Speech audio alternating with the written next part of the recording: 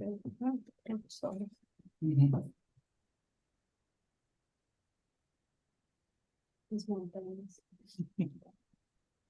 Tá gostoso, né? Well, I think we are online now.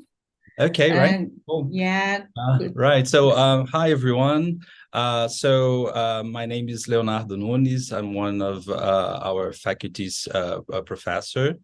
Well, today I'd like to welcome you to our Núcleo de Estudos de Línguas para Fins Acadêmicos, a NELFA, our research group on academic languages for academic purposes.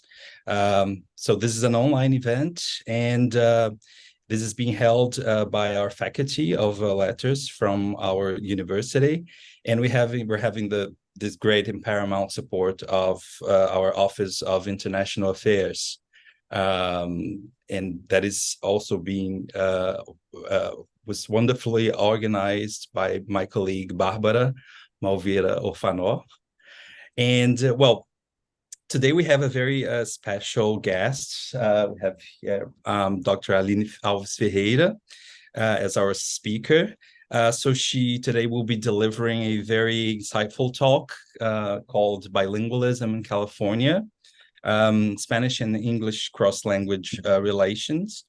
So it's worth mentioning that Dr. Ferreira is part of our faculty's history. So she obtained her teaching degree in Spanish and also her MA and PhD in translation studies. So we have nowadays a close academic relationship. Well, back then we used to have already. Yeah. And yeah, today we have this joint project on cognition within translation studies. And I'm very excited about our research and our interaction. And well, a little bit of her CV. So Dr. Ferreira was also a postdoctoral fellow at Wilfrid Laurier University in Canada. And she's currently an associate professor of linguistics at the Department of Spanish and Portuguese here at UCSB, the University of California, Santa Barbara, where she teaches since 2016. So she's the director of the Bilingualism, Translation, and Cognition Laboratory. And she's a co-editor of many books, publications, such as the Handbook of Translation and Cognition, the Development of Translation Competence, Theories and Methodologies from Psycholinguistics and Cognitive Science, that was published by Cambridge, and also published by John Benjamin's Psycholinguistic and Cognitive Inquiries into Translation and Interpreting. And she has also published in several journals, such as the Spanish Journal of Applied Linguistics, Cognitive Control and Consequences of Multilingualism, among many others. And while she's also, currently a bilingual therapist here in California, in Ventura County. Well, I think without further ado, so I'd like to hand the floor to my dear colleague, Aline. So let's please welcome Dr. Ferreira. Thank you very much. Thank you very much, Leo. Thank you all. Thank you, Barbara, for organizing that. Can I get closer? I can just do this. Yeah. No, we can still do it, but okay, right. So thank you very much for organizing everything. Let me know if the tone is correct. Otherwise, I can raise my voice. Thank you for the invitation. It's a pleasure to be here. In fact, this is the first time that I talk to you guys at UFMG. So thank you for the invitation. Yeah, it's my alma mater. So I'm here to try to talk a little bit about what I've been doing in California. Since I moved here in 2016, I left Brazil in 2010. Yes. And I have three main group focus of research, and one of them is the one in translation cognition that Leo was talking before. That's the reason why he came here for his postdoc, is because we are developing this project with bilinguals, professional translators, and learners of translation here in California, and we're going to try to measure some of the cognitive aspects of the directionality in translation, which is to translate from the mother language into the second language and the other way around. So we're working on that.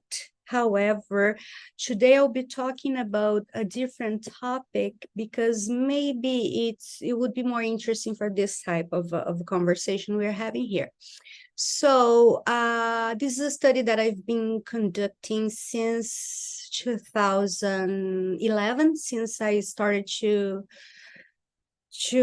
work with Alexandra Gotardo in Canada, and it's called Bilingualism in California, Spanish and English cross-language relations. We're going to discuss how those relations can be found in the data that I have.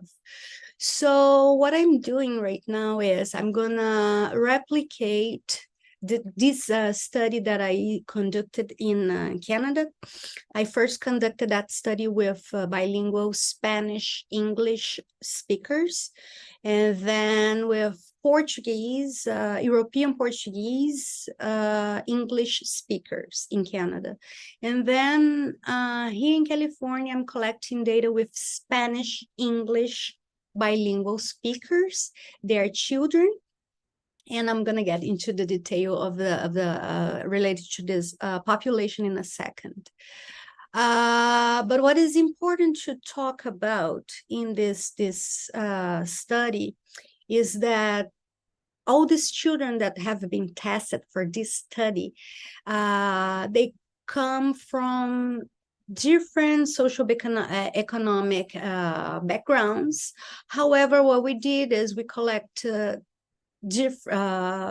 significant number of data in a way that we could compare actually apples and apples and not apples and orange. So that's another work that I've been doing, which is related to try to classify our bilinguals in different groups so we have a more hegemonic data, and that's very time consuming, but that's extremely important, and you're gonna see why, in my opinion.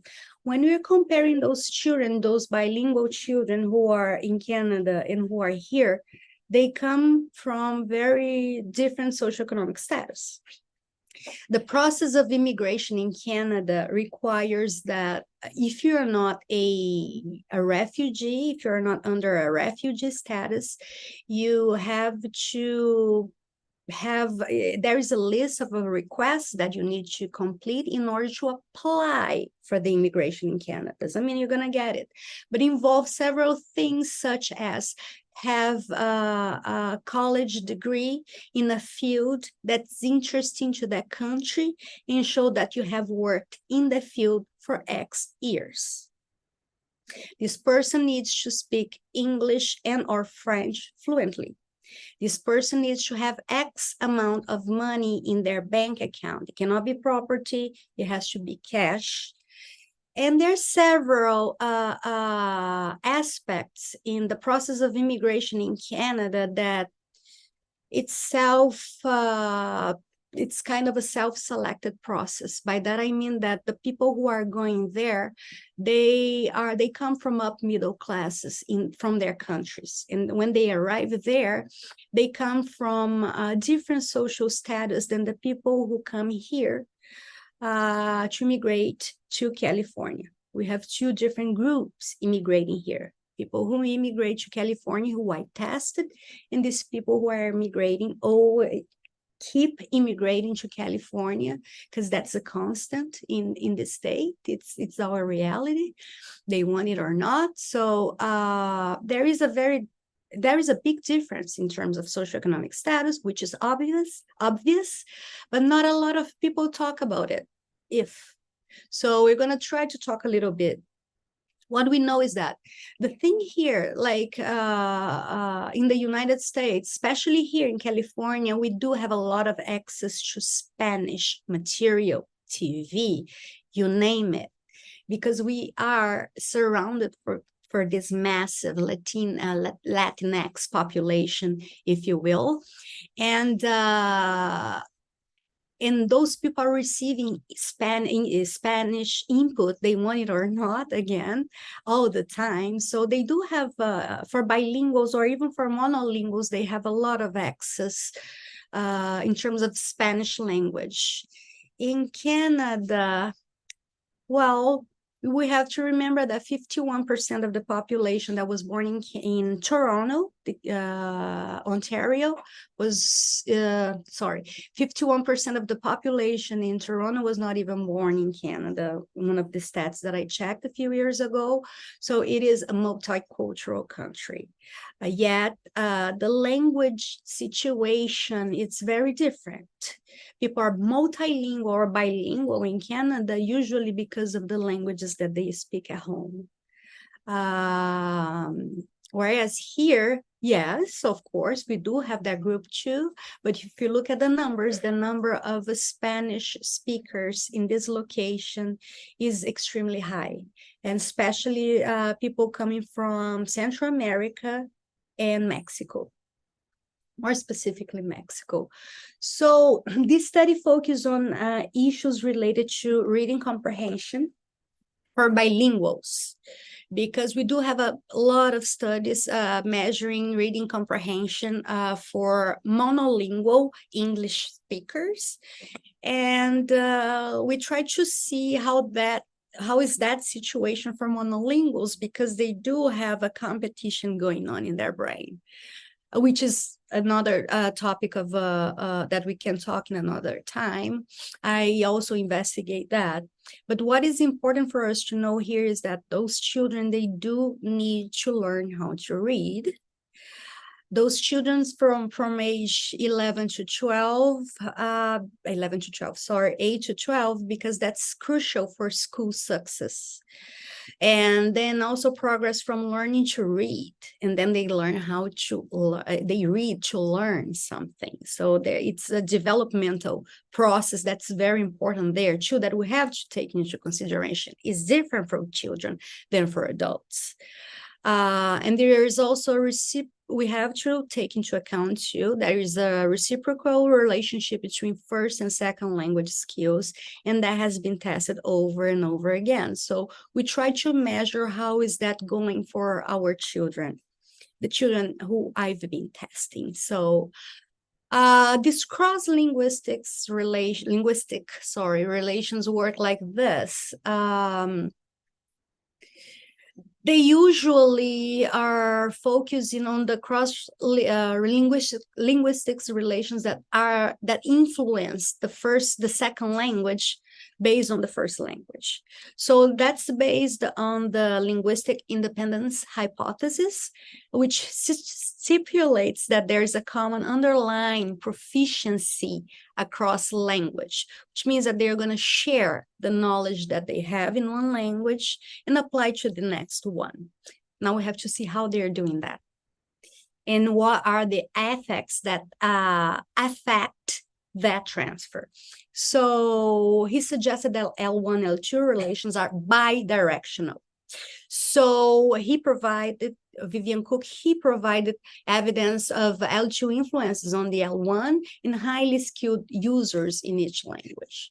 So we have several papers showing that there is evidence examining those relationships between specific skills, very specific skills suggest that L2 literacy builds on existing levels of language abilities and literal skills in the L1. So we're talking about some skills such as lower level phonological skills and higher level of comprehension skills are more likely to transfer. So if we're going to transfer, the things that we're going to be transferring are phonological skills and comprehension skills.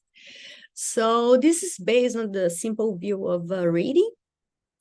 which is the decodification of the reading comprehension by understanding that this decodification happened due to a process in the listening comprehension and the decoding of that system.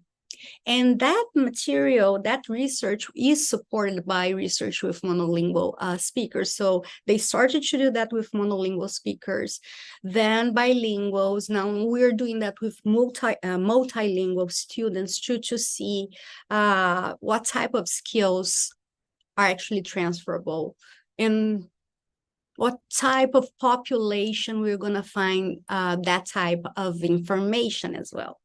So what we do is we carry a battery of tests. We have to meet with the children, each child individually twice in different days, hopefully with a window of 1 week, in which they're going to do a battery of tests. Each day they're going to spend around max 3 hours with the researcher. I actually like to test them. Sometimes, I don't test them as much as I did in the past, but as much as I can, I still do. We wanted to measure general skills and their background knowledge, because we're seeing the influence of that in the other skills. We separate vocabulary, we separate syntax, we separate morphology, and then we put them all together. To understand which components of listening comprehension are related to reading comprehension in this simple view of reading. We are going to see the role of the vocabulary, the syntax, the morphology, and the combination of them all, plus other factors, and we're going to get there. I'm going to skip this because we don't have a lot of time. But it's important here to know that in many studies examining literacy acquisition, bilinguals are categorized as belonging to a homogeneous group. And our data show that cannot be done, because first of all, each of us has a very individual language experience. And if we're going to put us in groups, we have to organize those groups better. We cannot assume that certain groups certain people, children will belong to certain groups based on assumptions that are not related to our data. So we measure that all. And in order to do that, we need a lot of questionnaires. We need a lot of qualitative data. So what we do is we try to use the quantitative data and the qualitative data, but this qualitative data actually is transformed in order to become numbers. So we have codes, and we can actually try to do a statistical analysis to see if we can have a relationship or not, or which is or what we want to see. In fact, I'm going to get there. So one of the most important things that I've seen in my data so far is the role of the socioeconomic status. And it goes in all the groups, the children who I've been working with, the young adults, which are college students, and I test them in terms of bilingualism too, and their language development. And then I also work with professional translators. So, and like I've been working with children from age 8 until professional translators, and the oldest one I had she was almost 90 years old. So I've been analyzing different groups of bilinguals, in fact, monolinguals, and I have seen constantly that socioeconomic status is an important aspect. It is related to language and its executive functioning, how you're processing language, and also literacy. That's a fact. based on our data. So in the US, for instance, in 1998, early childhood longitudinal study, it showed that African American and Hispanic children of low socioeconomic status do not perform well of reading outcomes. Is anyone surprised with that? No, that's not what we saw in Canada. So what we see is by analyzing the parent education, by analyzing an adapted version of the acculturation scale, rating scale for Mexican Americans, to analyze acculturation and heritage enculturation, we saw data that was results are very different from the data that Gotardo had previously found in the East Coast in the US, and that I'm finding here because I have collect data with 12 children, but I'm not going to be talking about those 12 children because the sample is still small. I just started to collect the data. So this one, we have 46 participants.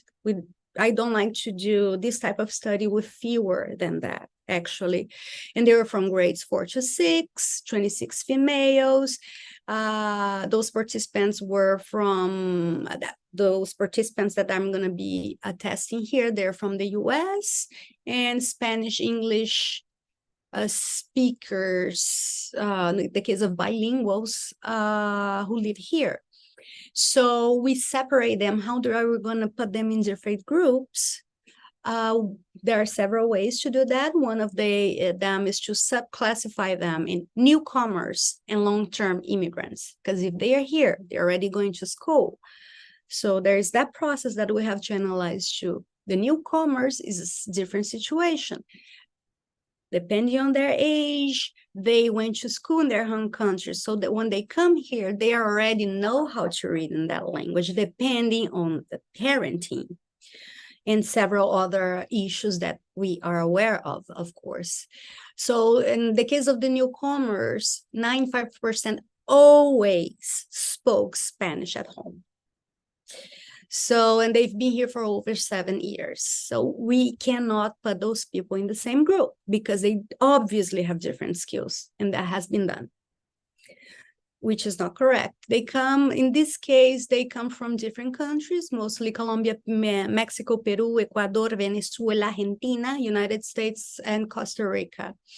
So again, talking about the socioeconomic status, we have to notice that here, these people, the parents, score 6.15 in a scale that goes from 1 to 7. That's very, very high.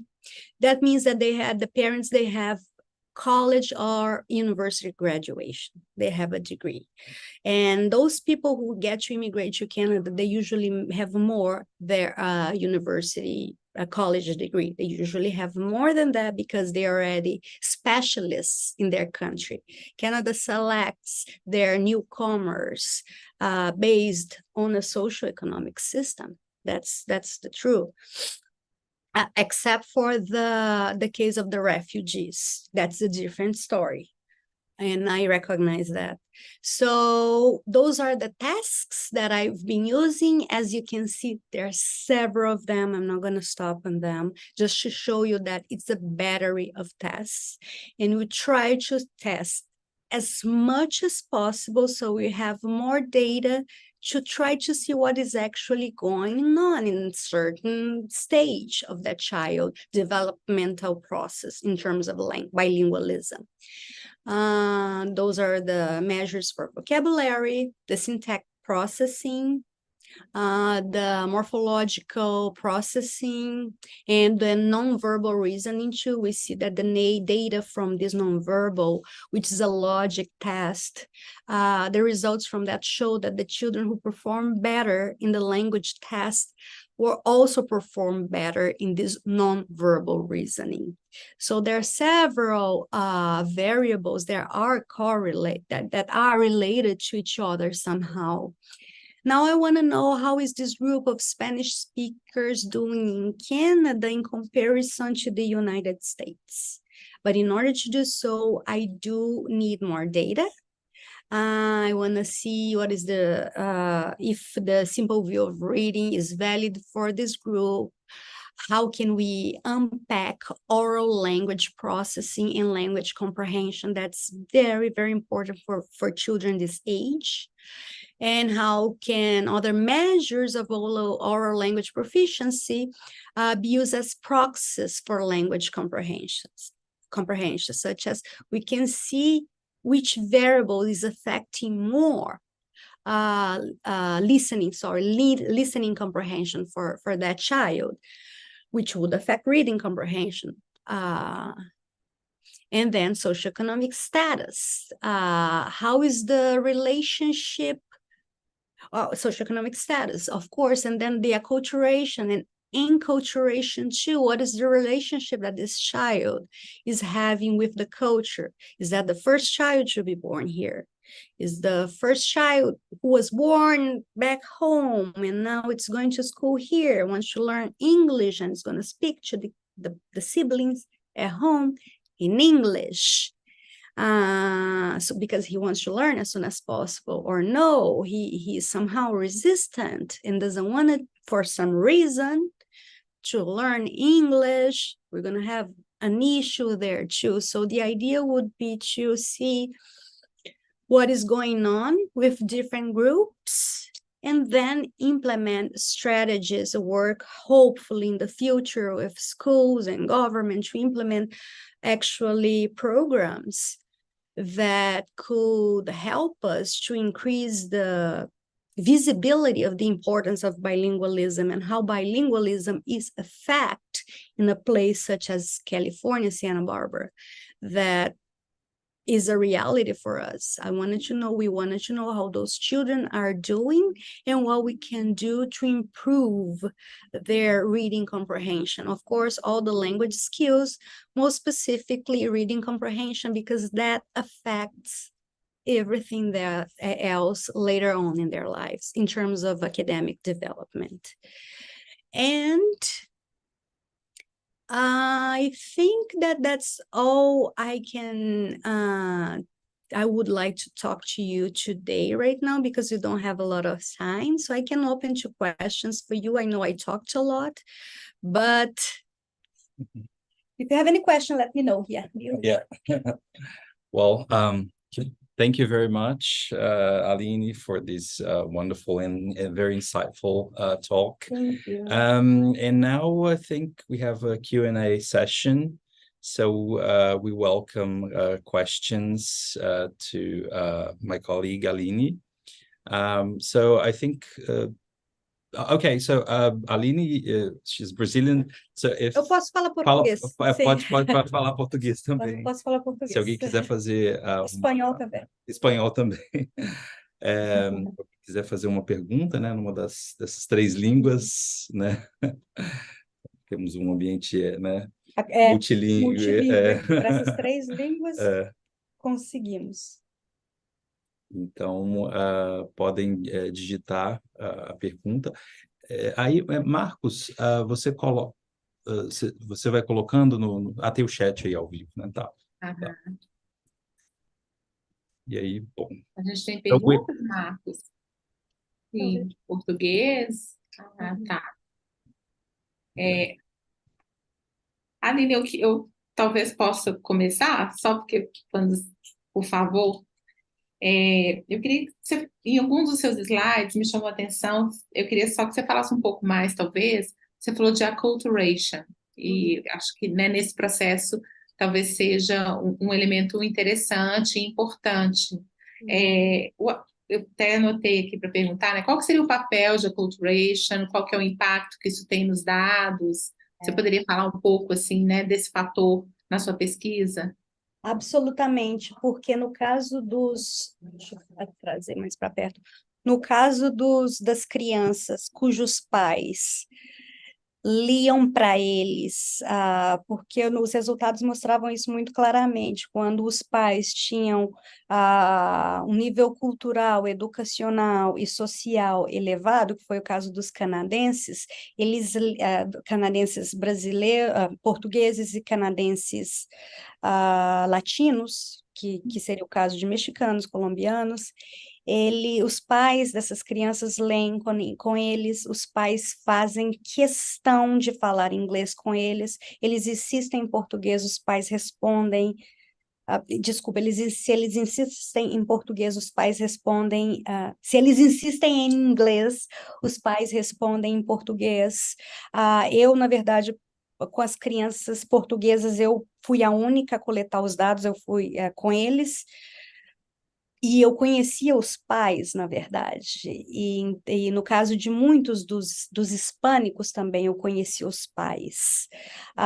Por coincidência, but not really, porque é um grupo muito selecionado, né? Era um grupo cujos pais já saíram de um ambiente muito mais favorecido no país deles. Quando eles chegaram aqui, eles já sabiam falar inglês. Então, os pais, na verdade, eles têm orgulho disso e eles sabem da importância que é. Eles gostam de vir para cá no Natal para passar o Natal com a família, ou para a Europa, sei lá para onde. Eles gostam de ter essa conexão com a raiz, com a cultura deles. E os resultados mostram que quanto mais alto essa criança se conectava com a cultura da família dela, melhores eram os resultados linguísticos. Né? E o contrário também, tem nos casos que os pais vieram e que foi preciso fazer um processo reverso, as crianças tiveram, felizmente, acesso, e criança também é um processo diferente de aprendizado de língua, a gente tem que se lembrar disso. Mas essas crianças, elas têm a informação em inglês, elas têm aulas separadas só para elas em inglês. Então, elas passam por esse outro processo, o processo oposto também, que aí eles aprendem um hino nacional, alguma coisa sobre a Constituição, no caso dos Estados Unidos, aí passam por esse outro processo.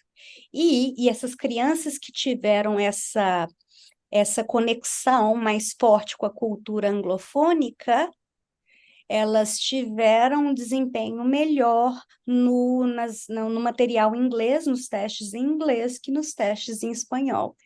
Então, a gente viu o papel da família, da cultura, quanto que a cultura vai ser importante, e a língua, a cultura, a língua, para essa criança, como essa família é capaz de fazer isso, que tem uma questão social muito grande aí. Outras famílias, como será o caso de algumas crianças aqui em Santa Bárbara, cujos pais trabalham em 3 empregos, não conseguem chegar em casa e ler para os seus filhos. Então, essas crianças terão maior dificuldades para aprender. Aí a questão do sistema tentar ajudar essas crianças, porque senão elas vão ficar para trás, sim. Mas respondi sua pergunta? Claro, obrigada. Obrigada. Sim, tá moderado. Sim. Tem uma pergunta da Ana Luísa. Professora Aline, na sua pesquisa sobre bilinguismo, tem algo que se relacione com o ensino através de tecnologias digitais, especialmente telas? As telas. Não, eu não trabalho com o ensino de línguas, então eu ainda não fiz nada a respeito, mas há gente que o faz aqui na universidade, inclusive a gente teve 2 alunas de doutorado que fizeram um trabalho sobre isso, mas não é sobre a minha pesquisa, é algo que elas fizeram separado. Mas eu tive contato com elas porque eu trabalhei com elas com a organização da coleta de dados, que essa seria a minha especialidade, não com o ensino. Aí elas tiveram auxílio das pessoas que trabalham nesse campo para ajudá-las com isso. Faz sentido a minha pergunta? Eu não trabalho, eu só trabalho com a parte do bilinguismo e eu os ajudo com isso. Eles precisam de questionário, eles precisam de pergunta, eles precisam de adaptar questionário. Aí eu entro com a questão do bilinguismo para ver o que eles podem perguntar para aquele grupo. Que tipo de tarefa é melhor para aquele grupo? Mas essa com certeza, poxa, 2023 a gente está chegando lá, com certeza. Eu não, mas outras pessoas sim. Porque não dá para fazer tudo. Obrigada, Ana Luísa, pela pergunta. Pelo que eu pude ver na apresentação, alguns dos participantes já tinham um nível assim, já eram universitários.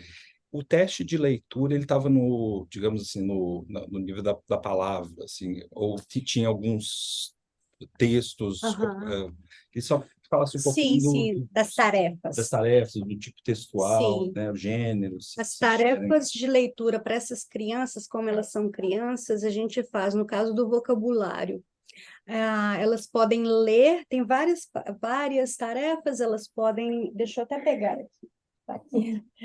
Elas podem... Tem aí, né?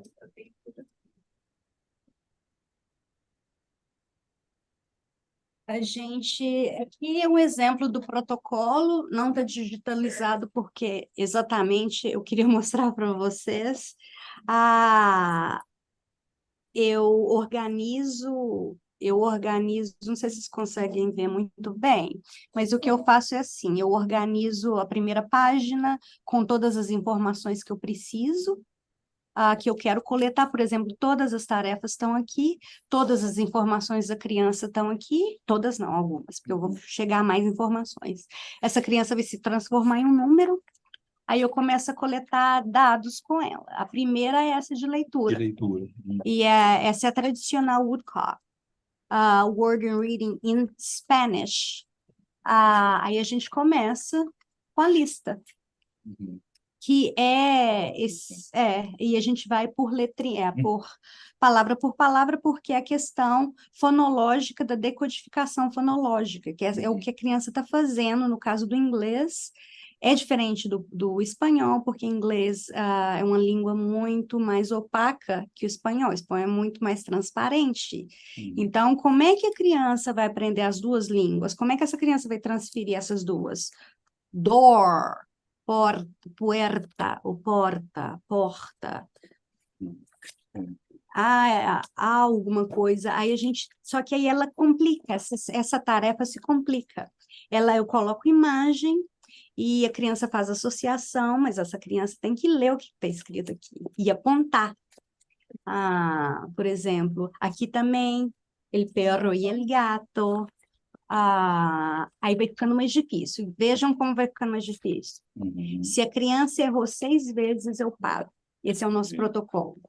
Então, para cada uma dessas tarefas, a gente tem um protocolo que a gente segue, tenta seguir à risca, e é isso, a tarefa vai se complicando, e a gente tem criança que realmente vai até o fim. E a mesma coisa para se não me engano, para todas as nossas tarefas, o nosso corte básico é de 6 erros consecutivos. Isso indicaria que a criança realmente não sabe, ela está chutando. Aí chegou aí, ela realmente já não está mais processando, ela já está chutando mesmo, né?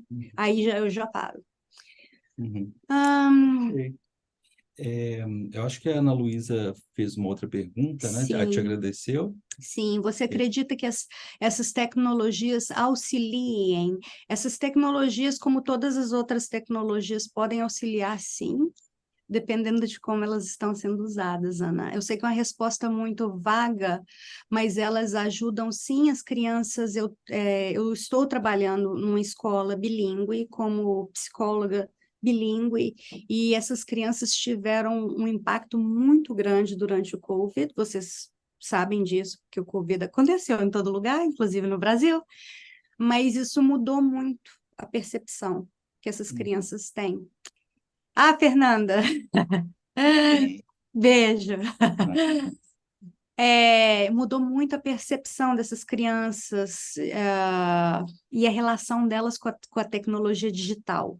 Então, eu acredito que sim, há muito material que se pode ser trabalhado, que se pode ser melhorado, adaptado para essas questões linguísticas bilíngue de grupos específicos, porque a gente tem grupos específicos. Ensinar espanhol na Califórnia é diferente de ensinar no Brasil, é diferente de ensinar nos Estados Unidos, é diferente de ensinar em Portugal, é tudo diferente, né? Uhum. Não sei se eu respondi. Obrigada, Fernanda. Bom te ver. Aline, quando, né, assim, o título da sua palestra, eu até pensei, né, bilinguismo na Califórnia, e você realmente, quando coloca o título, você já está meio que framing, porque é diferente, né, como você disse, a Califórnia tem um contexto, e até o contexto de imigração muito diverso em outras partes nos Estados Unidos, eu acho que isso também já demonstra, né, e você também mencionou os grupos, tem características, assim, você falou da Colômbia, México, toda vez que é muito assim, eu posso estar até Sim. sendo guiada pelo estereótipo, porque sempre o meu contato com a Califórnia, eu lembro muito dos mexicanos. É o imigrante mexicano que vem com a sua família, como você mencionou. E a gente tem os outros, né, hispano-hablantes, por exemplo, que tem uma outra experiência. Com as crianças, né? Quais são as interferências linguísticas que você percebe nessas tarefas e que quando você está fazendo a sua análise e identificando algumas questões mais linguísticas mesmo, você percebe, assim, que talvez seja interessante compartilhar com a gente. Sim, tem muita diferença, pois a questão social, ela é universal, as crianças aprendem a falar com os pais, e se os pais usam certo discurso ou certo registro, as crianças vão usá-lo. Eu acho que isso é basicamente meio que todo mundo faz isso, meio que universal. Mas aqui sim, e no Canadá também era muito. São muitos imigrantes de várias partes, e essa questão da imigração também é uma questão muito complexa, porque a gente vê isso na linguagem também, no sentido de que tem grupos mais importantes que outros, até nas minorias e nas minorias linguísticas. E as crianças começam a notar isso muito cedo também. E elas começam a repetir os que os pais falam, então a gente tem que realmente, com muita pedagogia, com muito conhecimento, orientar sobre bilinguismo, porque é uma briga, tecolote, buo, because of the vocabulary, por causa do vocabulário, é muito grupo, é muita variação, pensa no tamanho do Brasil. América Latina, com esse vocabulário tão diferente, com as estruturas pronominais diferentes. Então, há variação, sim. A gente nota muito com questão do vocabulário, porque é o que a pessoa pega, e principalmente a pessoa que não é da área, vamos dizer, se a pessoa não é linguista, ela se preocupa muito com o vocabulário, e é o que eu mais vejo, é o vocabulário, com certeza. Mas a questão numérica, o maior número é de mexicano, por diversos fatores históricos. Isso aqui era México, eles queiram ou não, isso era México, e está aqui na fronteira, e depois tem os outros grupos que se tornam minoritários com relação ao México, e isso se vê na língua também. Por exemplo, equatorianos sofrem muito preconceito racial, linguístico, isso eu escuto por parte deles. Há artigos sobre isso no Los Angeles Times, por exemplo, se jogar Los Angeles Times, preconceito de latinos com relação a latinos, você vai ver esse tipo de coisa, e você vê isso na linguística também. Na língua, porque a língua é o veículo que a gente usa, né? Interessante. De nada. Interessante que a pesquisa é muito bem informada pelos dados, né? Assim, É. uma metodologia muito bem desenhada.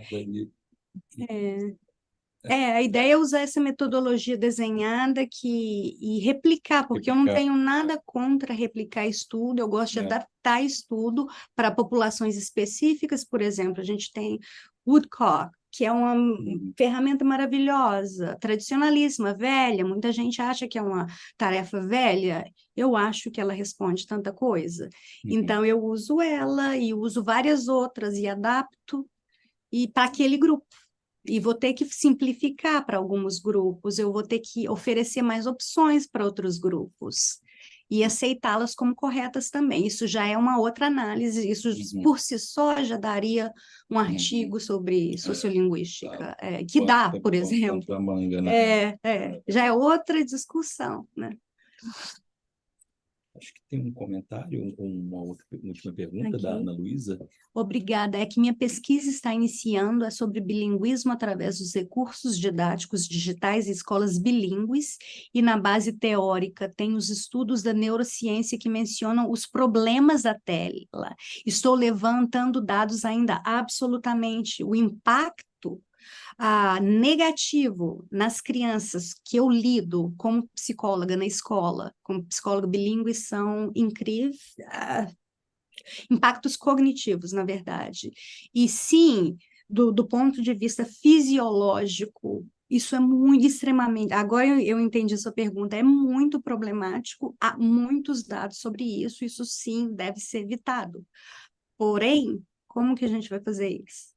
Se toda criança, toda não, estou exagerando, tanta criança com 3 anos na mão com celular na mão, aos 3 anos de idade, já está estragando o olhinho dela, já está levando a atenção dela para coisas, treinando a atenção dela para coisas muito específicas. Alexandra Gotardo começou a falar disso há muitos anos atrás com o Facebook, e antes disso com o videogame.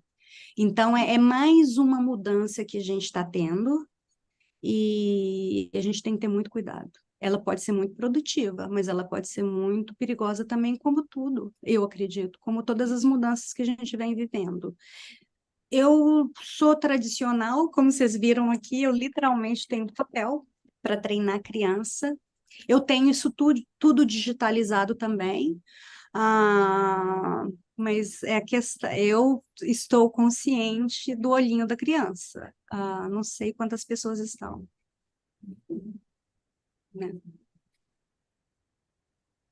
E é interessante, tipo assim, talvez não tenha, eu acho que tem uma relação, talvez eu não vou conseguir fazer isso no campo científico, talvez você vai fazer isso com mais propriedade que eu, mas quando você mencionava, né, com essa última fala, a relação das telas, das novas tecnologias, com a aquisição da linguagem na infância, como que isso tem uma interferência, né, absoluta, e assim, às vezes num atraso, às vezes numa interferência que pode ser positiva ou negativa. Muitas crianças hoje com dificuldades na fala, e isso está sendo atribuído a um tempo maior, ou no videogame, ou no tablet, ou no celular. A gente, acho que, né, muito comum, pessoas próximas, né, talvez assim, nosso entorno familiar, com alguma questão, distúrbios na fala, ou com questões na fala, e a gente vê, né, questões assim, que têm uma certa relevância. Me fez lembrar assim, de algumas questões que vivo no momento, assim, eu acho que tem uma interferência. Absolutamente, a gente está vivendo uma nova realidade, isso é fato, a gente está aprendendo coisas diferentes de maneiras diferentes, e o nosso cérebro está tendo que se adaptar a isso. E a atenção está muito...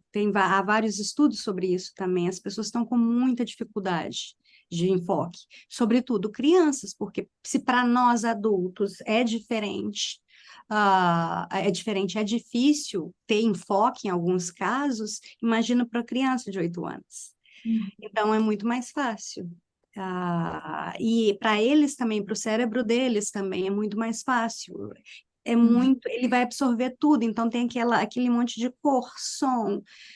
Aí ele perde essas outras habilidades, porque as outras habilidades não estão sendo desenvolvidas.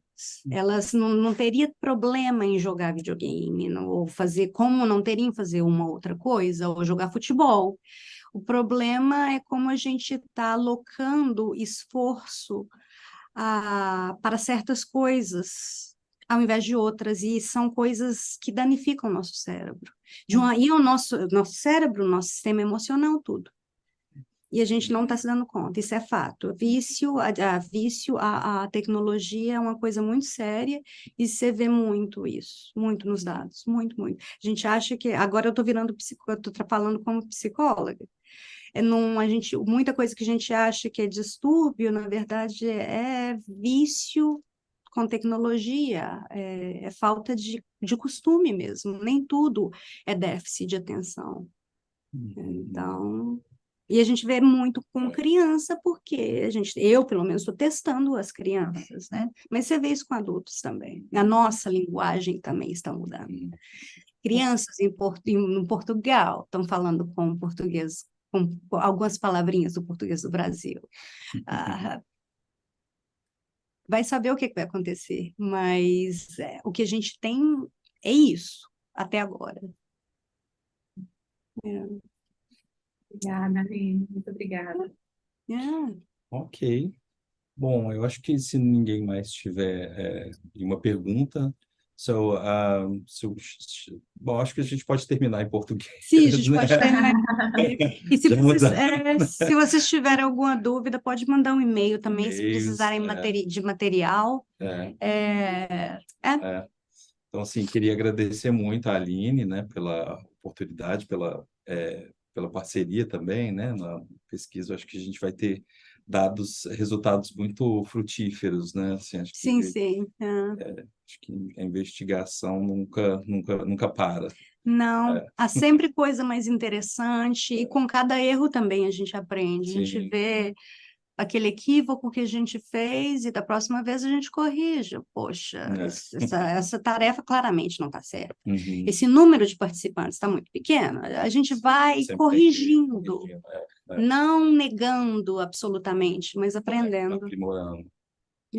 Ok, então, pessoal, queria também agradecer a presença, né, virtual de todos vocês e o pessoal também que fez as perguntas, os comentários, a Ana Luísa, né, a Fernanda também, e, bom, é isso, o vídeo vai ficar disponível no YouTube, né, então sempre e no canal da DRI, então, para referências, que eu acho que já são muitas, né?